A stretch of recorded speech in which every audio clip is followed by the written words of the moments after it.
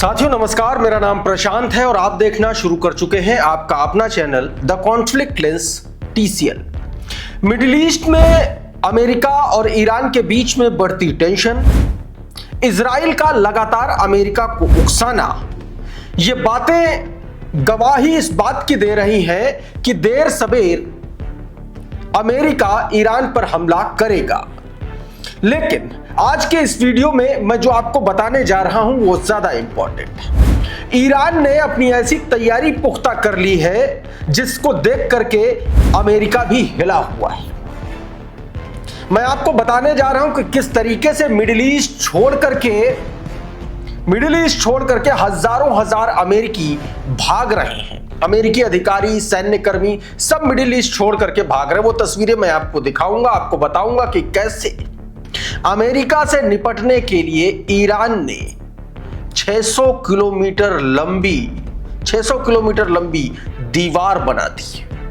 कहां की खबर है, क्या पूरा मामला है, अभी मैं आपको बताने जा रहा हूं ताकि रिपोर्ट्स में जो बातें निकल के सामने आ रही हैं उसके बारे में आपको जानकारी हो सके। एक और खबर मैं आपको दिखाऊंगा जिसमें दावा किया जा रहा है तमाम सारी खबरों के हवाले से कि 4 से 5 दिन की इस बार की जो जंग होगी उसकी स्ट्राइक हो सकती है। उसके बारे में आपको बताऊंगा। डोनाल्ड ट्रंप का एक नया बयान आया है अयतुल्ला अली खामेनी को लेकर के, उस पर भी बातचीत करेंगे। और यूएसएस जेराल्ड आर फोर्ड किस तरीके से अमेरिका की बदनामी का सबब बन गया है उस पर भी बातचीत करेंगे। और साथ में यह भी आपको दिखलाने की कोशिश करूंगा कि ईरान ने चाइना से एक नई डील एक ऐसी मिसाइल से जिससे अमेरिकी वॉरशिप का पर्शियन गल्फ में उसकी मौजूदगी खतरे के निशान तक पहुंच गई है। और भी बहुत सारी खबरें हैं, दिखाऊंगा। लेकिन सबसे पहले कुछ जानकारी देखें। 3 दिन बेहद इंपॉर्टेंट है। मंगलवार यानी कि आज एक तरीके से बीता दिन जो गया, मंगलवार को डोनाल्ड ट्रंप का एक तरीके से स्टेट ऑफ द यूनियन को संबोधन, नरेंद्र मोदी का इजराइल दौरा और गुरुवार को यानी कि 26 तारीख को जेनेवा में सेकेंड राउंड की ईरान और अमेरिका के बीच में न्यूक्लियर टॉक। अब ये 3 दिन अगर ठीक ठाक निपट गए तो ठीक, वरना जंग तय मानी जा रही है, ऐसा दावा किया जा रहा है। सबसे पहले मैं आपको एक खबर दिखाता हूं, जरा ये वीडियो देखिए। ये बताया जा रहा है कि ये सैकड़ों अमेरिकी पर्सनल्स हैं जिन्होंने बैरूत को जो है छोड़ दिया है, ये बताया जा रहा है। देखिए जरा ये तस्वीरें आप अपनी स्क्रीन पर देख सकते हैं। इसमें बताया जा रहा है, ये ट्वीट आपकी स्क्रीन पर, बताया गया कि अमेरिका और ईरान के बीच बढ़ते तनाव को लेकर सैकड़ों अमेरिकी कर्मचारी जो है उन्होंने बैरूत के लिए रवाना हो चुके हैं। बैरूत के लिए आशंका जताई जा रही है कि हिजबुल्लाह इजराइल और सीरिया, इराक और जॉर्डन में मौजूद अमेरिकी ठिकानों पर हमला कर सकता है और इसीलिए इनको बैरूत के लिए रवाना किया गया। यानी कि अमेरिका चारों तरफ से घेरने की कोशिश कर रहा है। बैरूत एयरपोर्ट की ये तस्वीरें हैं जिसमें आप साफ तौर पर देख सकते हैं कि किस तरीके से अमेरिकी जो सोल्जर्स हैं वो जाते हुए नजर आ रहे हैं। एक और तस्वीर आपको दिखाता हूं कि कैसे सऊदी अरब में अमेरिका ने अपनी तैयारी कर रखी है। ये जरा सैटेलाइट की तस्वीरें जरा देखिए। इसमें अमेरिका की जो मौजूदगी है उसकी जो एक तरीके से क्षमता, युद्धक क्षमता है, उसको दर्शाया गया है। इन तस्वीरों में आप देख सकते हैं कि सऊदी अरब के प्रिंस सुल्तान एयरबेस पर अमेरिकी सैन्य जमावड़ा किस तरीके से है। यहां पर आपको 6 बोइंग E3 सेंट्री, ये वो एयरबोर्न अर्ली वार्निंग विमान से वो खड़े हुए हैं। 16 बोइंग KC-135 विमान, ये हवा में ईंधन भरने वाले टैंकर विमान हैं, ये खड़े हुए हैं। माइजर विजन एक सोर्स है, उसके हवाले से यह खबर है, माना जा रहा है कि यह तैनाती मिडिल ईस्ट में बढ़ते तनाव और खासकर अमेरिका और ईरान के समीकरण के मद्देनजर इंपॉर्टेंट है। एक और तस्वीर करंट रिपोर्ट ने यह खबर पब्लिश की है, अपने ट्विटर हैंडल पर देखिए। इसमें बताया गया कि Israeli intelligence estimate suggested that America's ability to carry out an intensive air campaign against Iran may not exceed 4 to 5 days even after the arrival of the world's largest aircraft carrier USS Gerald Ford।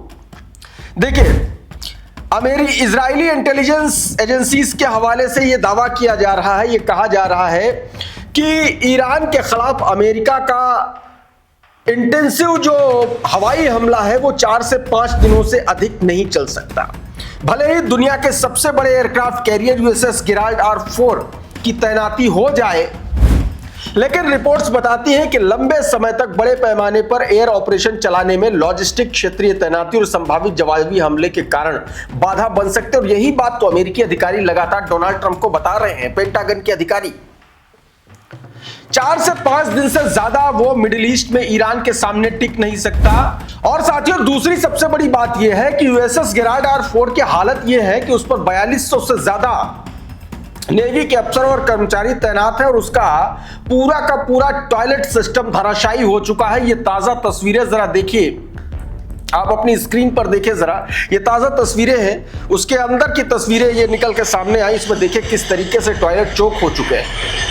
इसे ये USS Gerald R4 की तस्वीरें हैं। इसको America का सबसे ताकतवर, दुनिया का सबसे बड़ा खतरनाक जंगी जहाज एक तरीके से माना जाता है।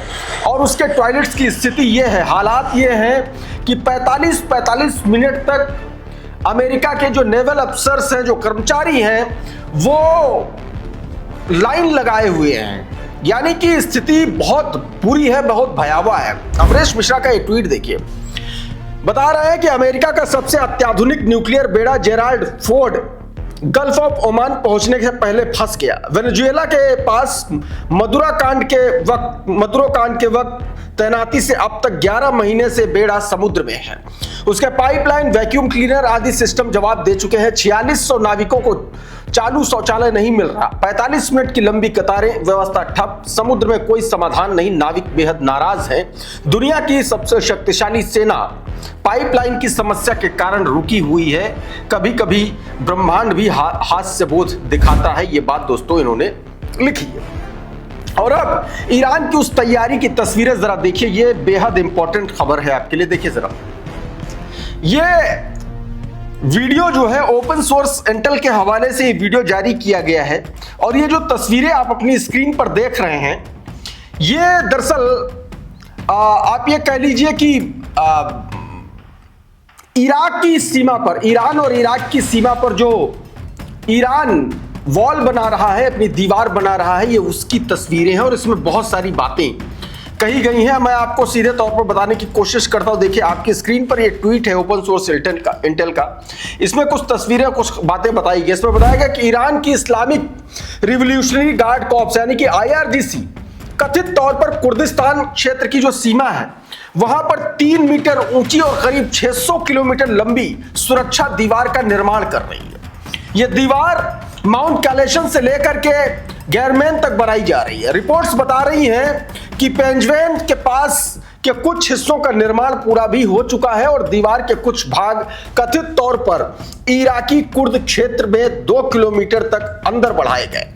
बताया जा रहा है कि इस बाधा में ये जो वॉल बनाई जा रही है, इसमें सेंसर और निगरानी एक तरीके से टेक्नोलॉजी का इस्तेमाल किया गया है, जिसका सीधा सीधा जो मोटिव है, जो उद्देश्य है, वो ईरानी जो कुर्द हैं, जो ईरान के विपक्षी हैं, जो इराक से ऑपरेट करते हैं। और बताया जा रहा है कि उसमें अमेरिका का दखल हो सकता है और इसीलिए ईरान वहां पर बहुत तेजी से काम कर रहा है, ये बताया जा रहा है दोस्तों।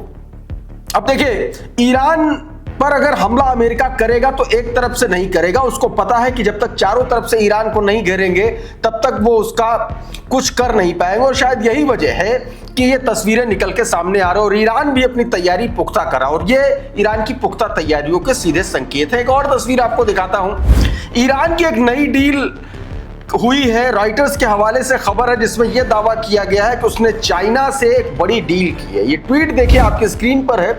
इसमें बताया गया कि रिपोर्ट्स के मुताबिक चीन ने CM-302 supersonic antiship cruise missile खरीदने के समझौते को अंतिम रूप देने के करीब है, यानी कि ये डील होने जा रही है। इन मिसाइलों की जो चाइनीज निर्मित है, जो मिसाइलें हैं, इनकी रेंज 290 किलोमीटर बताई जा रही है। ये समुद्र की सतह के बेहद करीब, नजदीक और उच्च गति से यानी कि बहुत तेजी के साथ उड़ान भरती हैं, जिससे जहाजों की जो एयर डिफेंस सिस्टम है उसको चकमा देना आसान हो जाता है। और माना जा रहा है कि इससे ईरान के जो कोस्टल एरियाज है, उनकी वो जो इलाके हैं, उनकी सुरक्षा और ज्यादा मजबूत होगी। और ये माना जा रहा है कि ये एक बड़ी डील साबित हो सकती है। दोस्तों, एक और खबर आपको दिखाता हूं। चाइना सीधे तौर पर ईरान के साथ खड़ा हो गया। ये बात इस खबर से पता चलती है। जरा ये ट्वीट देखिए आपकी स्क्रीन पर। इसमें जो तस्वीरें, जो खबर बताई गई, वो आपके लिए बेहद इंपॉर्टेंट है। देखिए जरा इसमें क्या बताया गया। चाइना ने दरअसल अब उसका जो सर्विलांस सिस्टम है वो ईरान के लिए तैनात कर रखा है उसने पर्शियन गल्फ में। बताया गया कि मध्य पूर्व में बढ़ते तनाव के बीच ईरान द्वारा कथित सामरिक समर्थन दिए जाने की खबरें सामने आई हैं। रिपोर्ट्स के अनुसार इस्लामिक रिपब्लिक ऑफ ईरान के अनुरोध पर बीजिंग ने ओमान की खाड़ी में अपना नौसैनिक इलेक्ट्रॉनिक सर्विलांस पोत लियो वैंग एक तैनात किया है। बताया जा रहा है कि इस जहाज का मिशन ऐसे सैन्य डेटा को इकट्ठा करना है जिसे इंटरसेप्ट करना मुश्किल होता है, खासकर अमेरिका जैसे देश के जो स्टील्थ लड़ाकू और इलेक्ट्रोमैग्नेटिक सिग्नल है, उनके लड़ाकू विमानों के जरिए के जो सिग्नल जो नहीं इंटरसेप्ट हो पाते हैं, उनको इंटरसेप्ट करना है। दावा यह भी रिपोर्ट्स में किया जा रहा है कि ये प्लेटफॉर्म संभावित अमेरिकी हमले की स्थिति में अमेरिकी सैन्य ढांचे का आकलन करने में भी मदद कर रहा है। और लगातार देखिए तमाम सारी तस्वीरें भी जारी हो रही हैं, ये भी बताया जा रहा है।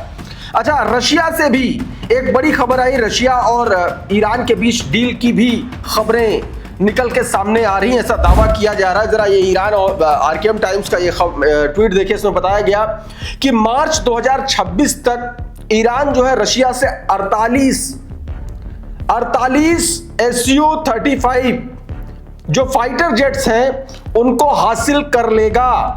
इसमें यह भी बताया गया कि Iranian air force pilot currently training on SU-57, SU-35 और MiG-30। ईरान के जो पायलट हैं वो इन फाइटर जेट्स की ट्रेनिंग भी कर रहे हैं, ये भी बताया गया। एक और खबर इस बीच आई। ईरान के इस्फहान में एक मिलिट्री का एक हेलीकॉप्टर दुर्घटनाग्रस्त हो गया। ये उसकी तस्वीरें हैं, उसका वीडियो आप अपनी स्क्रीन पर साफ तौर पर देख सकते हैं।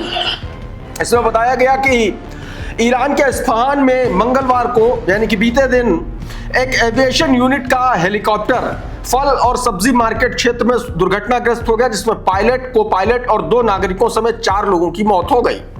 यह घटना ऐसे समय में हुई जब अमेरिका ईरान तनाव चरम पर है और ईरान हाई अलर्ट पर है। इससे पहले भी मैंने दोस्तों आपको दिखाया था कि एक और विमान जो है दुर्घटनाग्रस्त हो गया था, उसकी भी तस्वीरें निकल के सामने आई थी। साथियों, अभी इस वीडियो में फिलहाल इतना ही। बहुत बहुत शुक्रिया, बहुत बहुत धन्यवाद। आप जुड़े रहिए आपके अपने channel the conflict lens TCL के साथ। नमस्कार।